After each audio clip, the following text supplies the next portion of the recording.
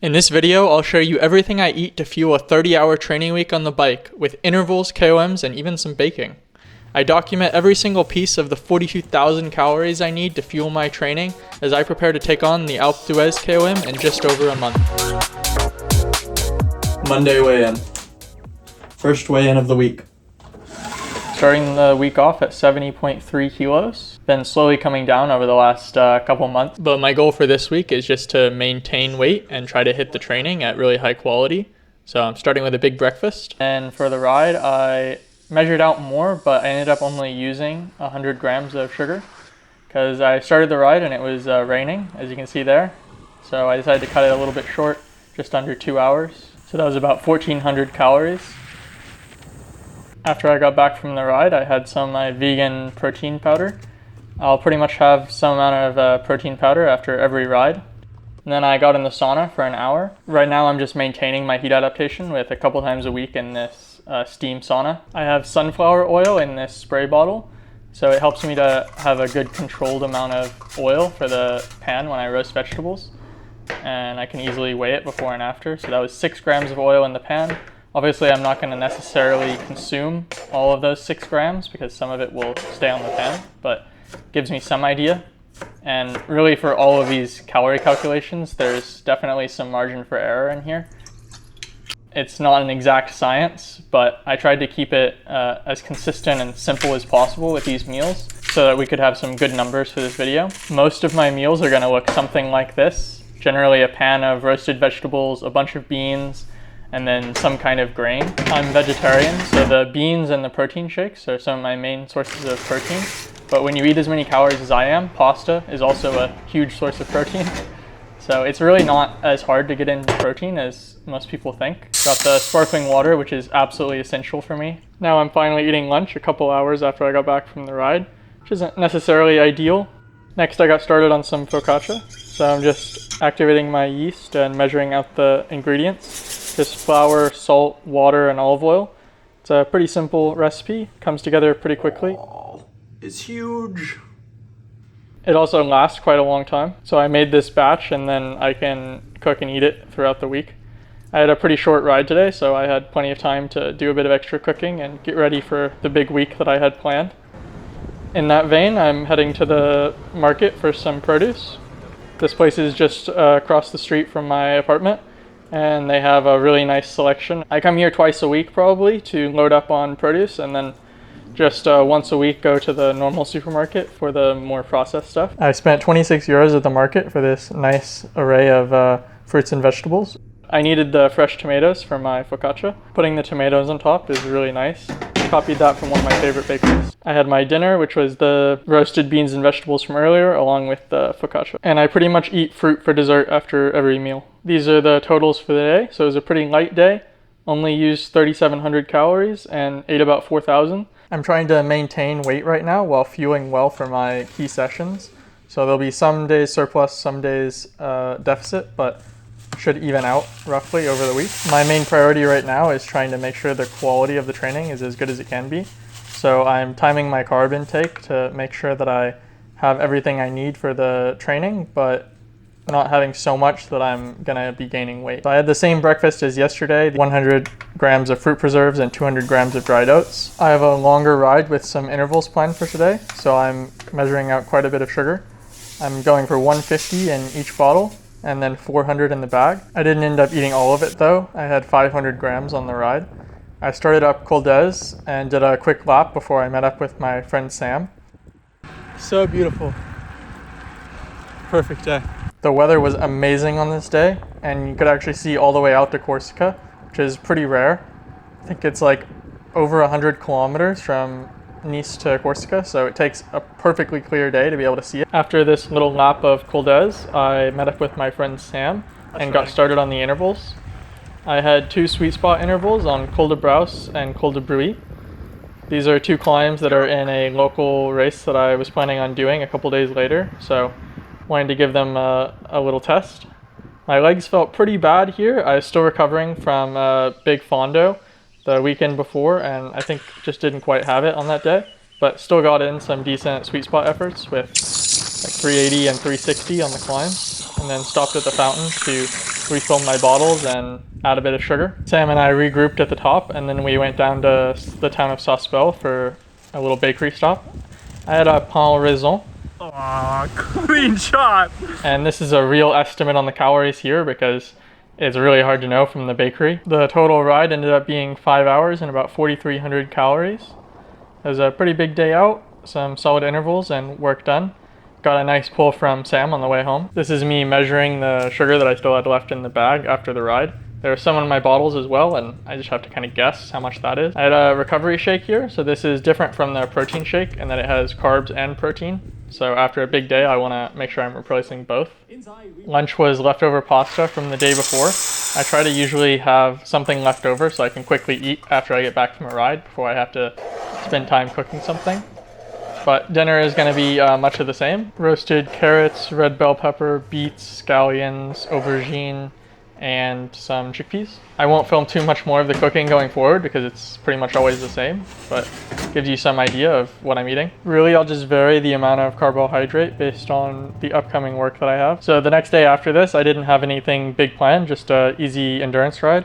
So I just had a little bit of the focaccia as my carb and some oranges for dessert, but no big grain. So I was fine with having a small deficit for today. You've seen me weighing in each day on this body analyzer from Hume Health, and this part of the video is sponsored by them. They sent out their body pod, which not only tracks my weight easily in their app, but also gives you a lot of other details like body fat percentage here. So you can see I'm about 13.5% body fat, which is about 9 kilos for me. And I can also look at my muscle mass. So it's helpful not to just look at the number on the scale, but also as I'm trying to change my body composition, I want to be able to see the muscle mass hopefully staying roughly the same and just losing a little bit of fat. If you're interested in checking out the body pod, Hume are offering a discount code Drake. Thanks for supporting the channel. And now we're back for another morning of me stuffing my face with as much oatmeal as I can handle. But this morning only 100 grams with 50 grams of fruit preserves and then 2 bananas to pad out the carbs for the morning. I just had a few hours of easy endurance today, so I didn't need to go crazy with the carbs, but I still brought 228 grams. So for 2.5 hours, that ended up being just under 100 grams an hour. So you'll see even for an easy ride, I still fuel quite a lot because it's not necessarily about fueling for the ride, but making sure that I'm fueled to recover for the next day.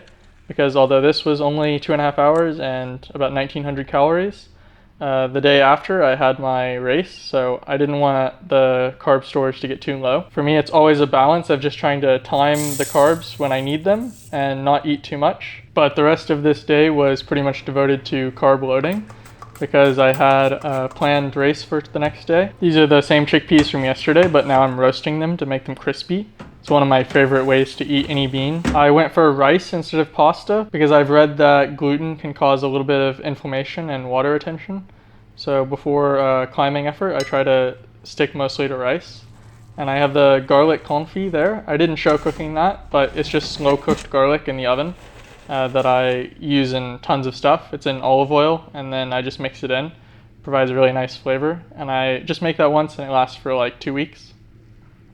So I had a big rice, apple, and then now this is a different kind of rice. I'm having 500 grams with coconut milk and 300 grams of sugar. So this is a nice little rice pudding that I like to make. The rice pudding is low on fiber compared to the oatmeal, but then it's still really high carb and easy to digest. So it's kind of my race fuel when I'm getting ready for an effort. I like to eat a lot of rice pudding. Morning of and night before, it works really well. With the focaccia as well, this was a big night of carb loading. And I ended up with a pretty big calorie surplus, 1,600 calories. That was the intention though, because I had my race on the next morning. And I actually didn't have time to eat a proper breakfast this morning before I left for the race. So I just had 90 grams of sugar with some sodium bicarb, which is something I've only tried a few times before and I'm still experimenting with. But then throughout the course of the ride, I had 700 grams total of sugar. So it was a big day out. I didn't actually end up getting to do the race. I went to register and they told me I wasn't allowed. I ran into this problem last year. I had an elite triathlon license and this particular local amateur organization that governs these races has a rule that if you've had an elite triathlon license, you can't race any of their events for 6 years. So Didn't get to start, but I decided to do the course anyway. It's the same climbs that I did on Tuesday, Col de Braus and Col de Bruy. I felt a lot better today though after the carb loading. So I hit Col de Braus at 386 watts, which I'm just cresting the top of here. Just slightly under threshold. I was keeping it fairly easy because I knew there was another climb of about the same length to go, and then it finishes with a little punch, like 3-4 minute climb up to the final town of Seorge. This is the start of the second climb, Bruy. This one's about 21-22 minutes, and I hit it at 394 watts, so just barely below threshold, and that was actually good enough for top 10 on the segment, which is cool. And I still felt quite control at the top here, and just a little descent and then up through the valley to the final kicker to Seorge. And that one I just basically went as hard as I could. It's a little bit twisty, narrow, wet roads though, so it's quite a bit of coasting through some of the corners and a surprising amount of traffic, maybe because of the race. I actually managed to take the KOM on this final segment by 1 second, which is pretty cool.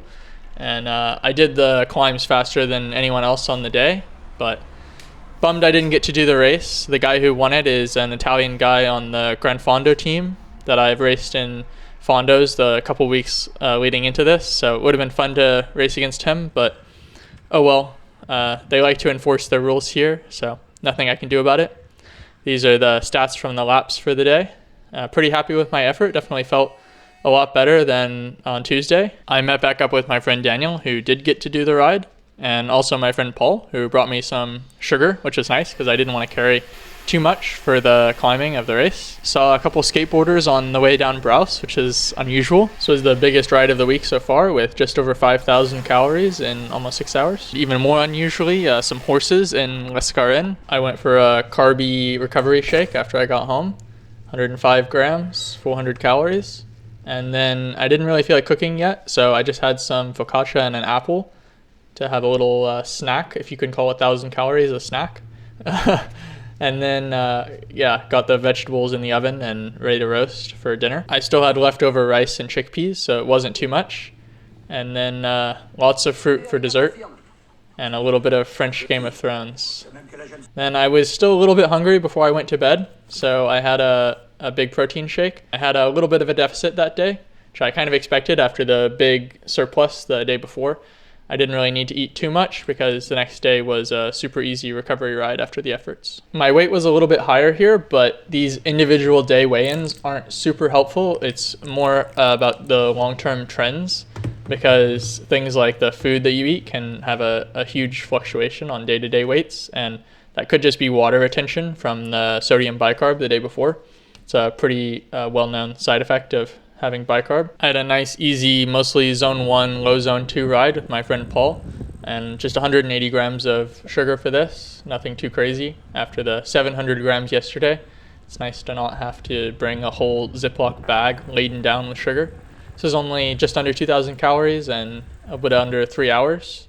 Just a easy recovery day. And on a lower volume week, that would probably be a bit of a shorter ride, but to go for 30 hours this week, it's still good to get the hours in. And then I still had a sauna session afterward, which is definitely a lot harder than the ride. An hour in there at 38, 39 degrees in the steam is pretty intense. For me, 2 sauna sessions a week seems to do an okay job of maintaining my heat adaptation. One thing I've noticed with the sauna is that it makes my stomach feel a little bit uneasy afterward. I think it's just all the blood goes to your extremities, and I think maybe your stomach shuts down a little bit, at least for me anyway.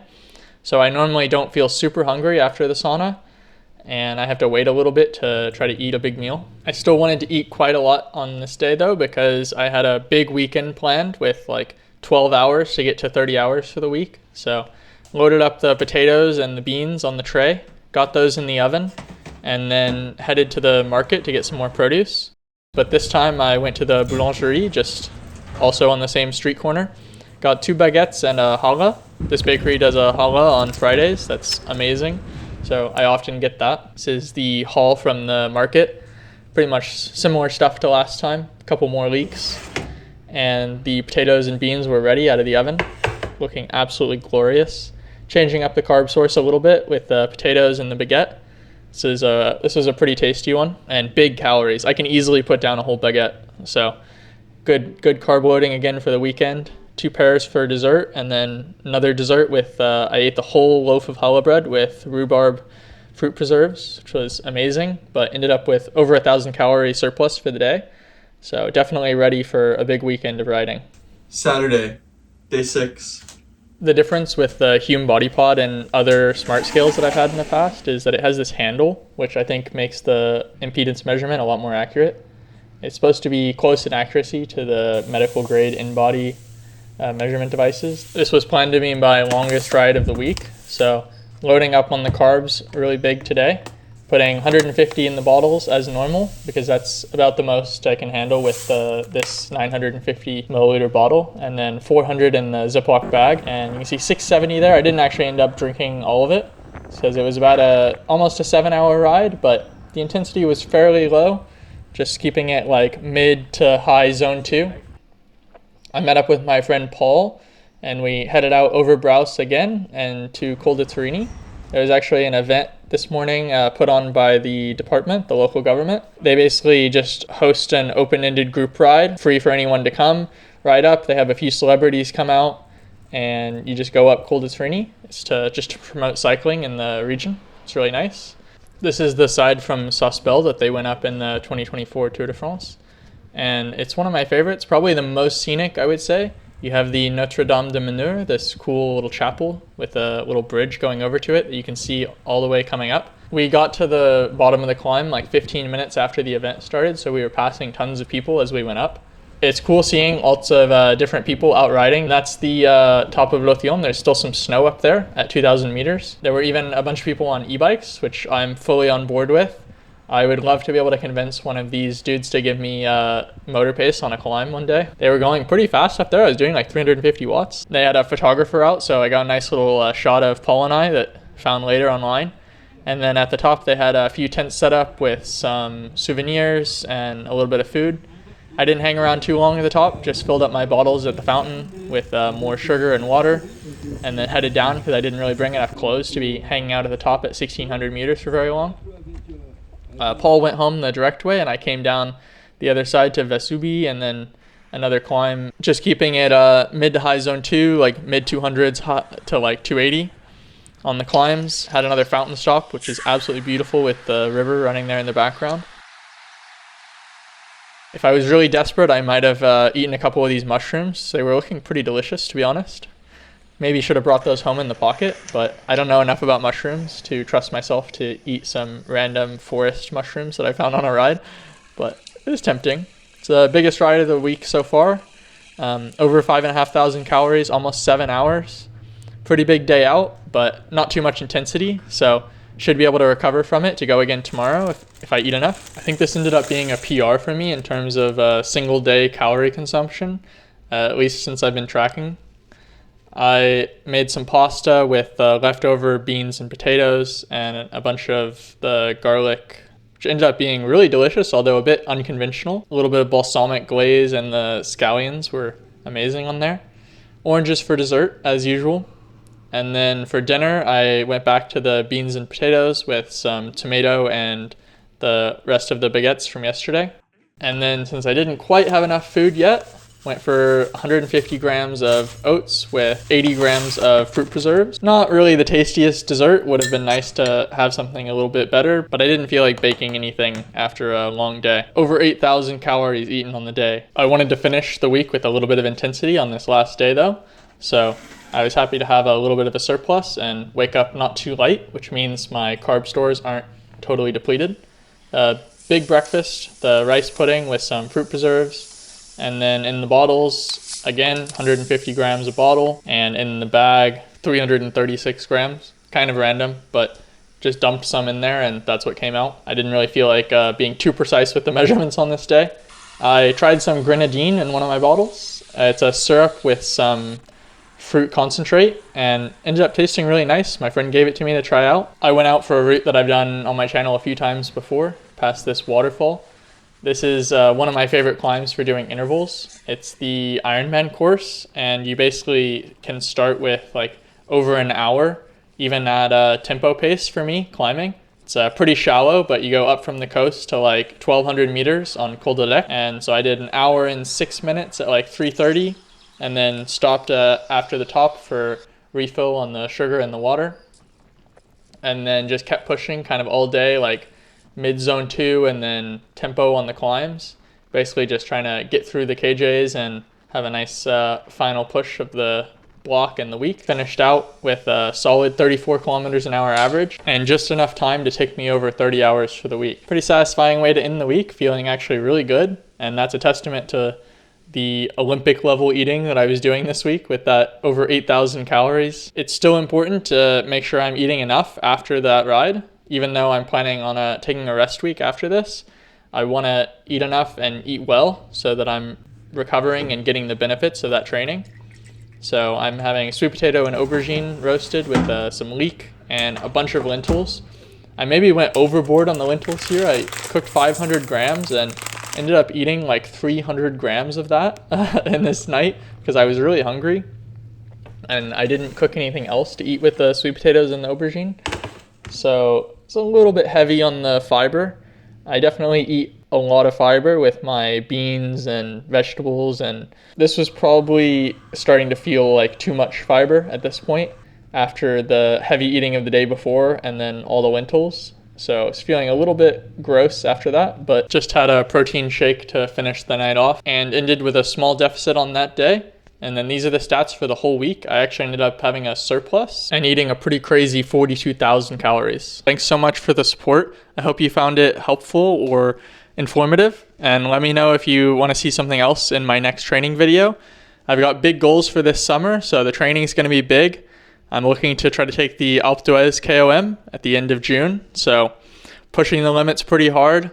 30-hour week here, and the intensity is going to be ramping up in the next block after this rest week, so stay tuned for more.